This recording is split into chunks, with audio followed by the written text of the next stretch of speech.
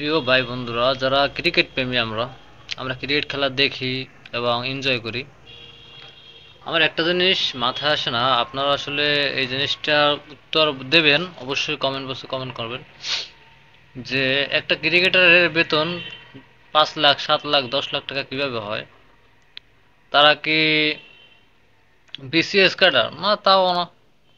তারা ক্রিকেট খেলে কয় টাকা উপার্জন করে, দেশে কয় টাকা আনে, এটা তো আমাদের জানার দায়িত্ব আছে না? আমরা জনগণ, টাকাটা তো আমাদের থেকেও যায়। আমাদের মাথা থেকে তো যায় না এমন না, আমরা সবাই রোজগার করি, এর থেকেও আপনার টাকা যায়। দেখেন, একটা প্লেয়ার আছে 8 পাস, মেট্রিক পাস, ঠিক আছে? দেখেন, মেট্রিক পাস, 8 পাস করা ছেলে পেলে এমন আছে, চাকরি বাকরি করলে হয়তো 8-10 হাজার টাকা বেতন পায়। আবার এই 8 পাস, মেট্রিক পাস ছেলেরাই আপনার এই যে ক্রিকেট খেলে লক্ষ লক্ষ টাকা বেতন পায়।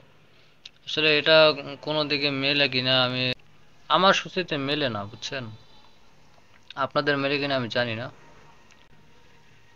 তো আমি এটুকু বলবো, এটা ক্রিকেটারের যারা এ এ ক্লাস খেলোয়াড়, মানে গ্রেড, তাদেরকে বেতন করা উচিত হাইয়েস্ট 30,000 টাকা থেকে 25,000 টাকা এর ভিতরে, ঠিক আছে? তো A B C D এদেরকে তো বেতন দেয়, তাই না? আপনার আমাদের তো বিসিবি বোর্ড বেতন দেয়।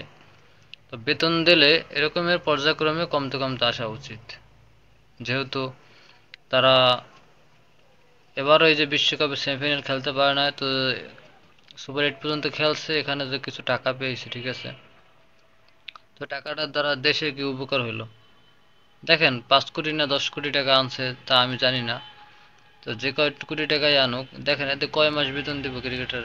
তারপরে আবার তো বিশ্বকাপ 6 মাস পর নাই আছে। 6 মাস, 6 মাস, 6 মাসের মধ্যে তো টাকা ফুরোই যাব। 6 মাসও যাইব না। তারপর আরো কত বোর্ড কর্মকর্তা আছে, এদেরকে 6 মাস যাইবে, টোটাল মিলে টোটাল 6 মাস যাইব না। তো তো দেশের তো কোনো উপকার হইলই না। তো এরাই নিজেরা যে কয় টাকা আনলো তা খাইলো, আমাদের মধ্যে থেকেও খাইলো, তাই না? তখন ক্রিকেটারের এত টাকা কিভাবে বেতন হয়, তো অবশ্যই আপনারা বলবেন।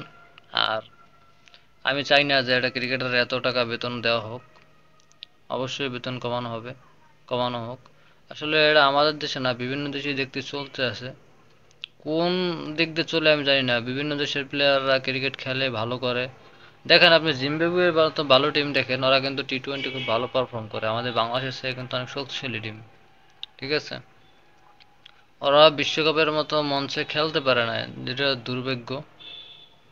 কারণ আমরা বরাবর দেখে গেছি ওরা টি-20-তে খুব ভালো খেলে।